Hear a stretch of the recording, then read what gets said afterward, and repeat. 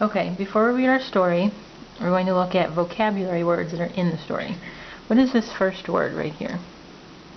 Right there. Generations. Generations. What is a generation? Do you know? Like, that's a story that's been passed on for generations.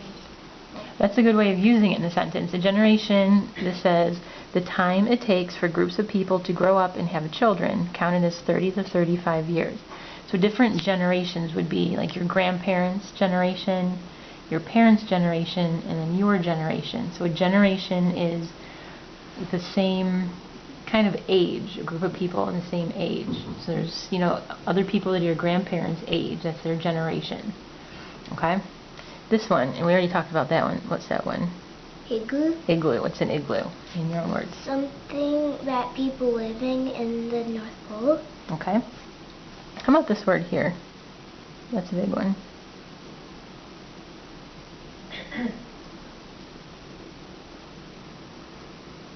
Inhabitant. Very good. Inhabitants. Do you know what that means? An inhabitant, those are people living in a place. So you are an inhabitant of this apartment building because you live here. And all the people who live in the building are inhabitants of the apartment building. So those are people that live in a specific place. We are all inhabitants of Cleveland, Ohio. Okay? How about this one here? Insulator. Insulator. And it says a material that traps heat. Can you think of what an insulator might be that you would have? You probably, now that it's wintertime, you probably wear one every day. A coat. Kind of a coat. So it traps heat. So a coat does that. And when you put it on, it keeps your heat in so that you don't get cold. That's an insulator. Okay. Sometimes a lunchbox, if they're thick and they have an insulation in it, to keep your food cold that's inside. Houses have insulation that goes in the walls that keeps the warm in the house and keeps the cold out. Okay? And how about that one there? Inuit. And it's a capital I. So what does that tell you that word probably means? That it's in... What does the capital letter usually tell us? You know? Like your name starts with a capital letter, my name starts with a capital letter, Cleveland starts with a capital letter. So what kind of things start with capital letters?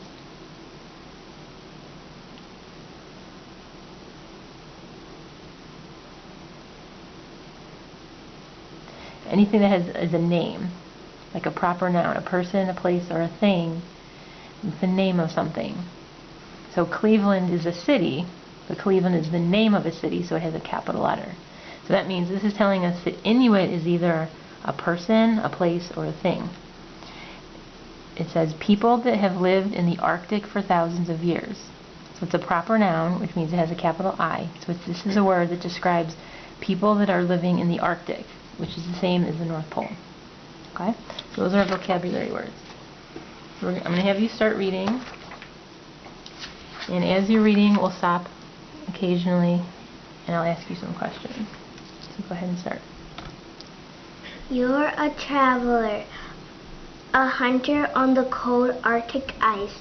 You've been searching for seals for many hours, and you must rest. The ground around you is frozen. There are no trees anywhere. The wind is bitterly cold. Your survival depends on shelter. What will you do? If you are an Inuit, There's our word, Inuit. Hunter, you might build an igloo. An igloo is a shelter built from snow and ice. Not all people of the Arctic build igloos, but the Inuit people of northern Canada became known as skillful igloo builders. Igloos were never permanent houses for Inuit. Instead, a large igloo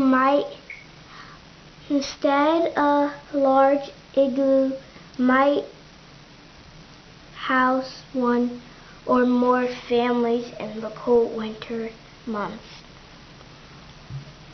Tent-like houses sheltered those families in the summer. Okay, so let's stop right there. So based on what we read so far, what do you predict this whole thing is going to be about? Igloos and Inuit. Okay. Now that's this word here, permanent. So when we can break it apart, and we have just that beginning, those three words, what is that? Per. And then we have the M-A, per. Ma.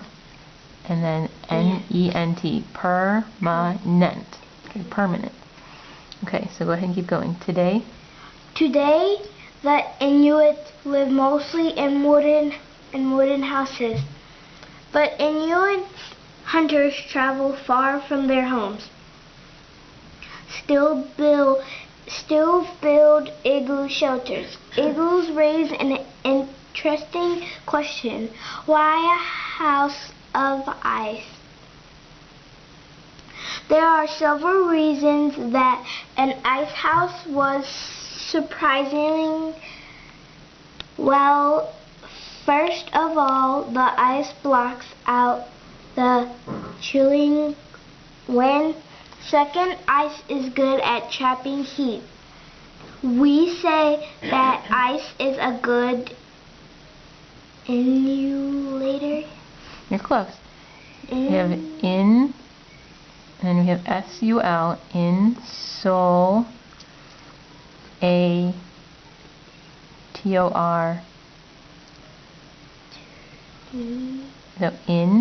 So